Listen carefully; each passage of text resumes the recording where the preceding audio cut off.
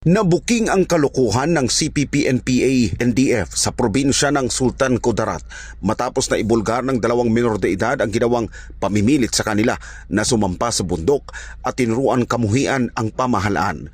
Nangyari ito nang unang sumuko ang 16 anyos na si Linlen, isang high school student ng Kalamansigan, Sultan Kudarat. Ayon sa kanyang salaysay, sinamantala ang kanyang pagiging inosente nang pumasok sa kanilang eskwelahan at imbitahan siya ng isang Rowe Libot alias Wi-Fi na nagpakilalang isang cultural dance instructor.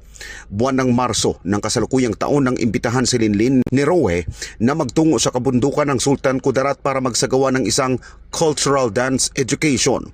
Ngunit hindi naman pala ito ang naging pakay nila hanggang sa hindi na siya pinayagang bumaba sa bayan at kalaunay napilitan na siyang mamuhay kasama ng kilusan at ng kanilang baluktot na paniniwala laban sa gobyerno. Nito lamang buwan ng Hulyo nang maisipang bumaba at sumuko sa pamahalaan si Linlen nang hindi nito kayanin ang hirap sa loob ng kilusan.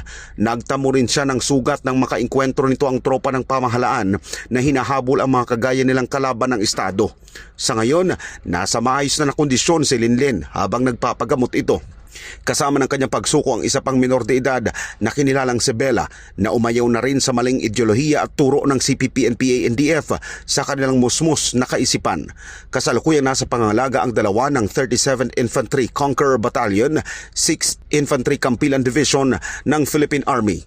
Muling babala ng militar sa iilan pang natitirang miyembro ng communist terrorist group sa kabundukan.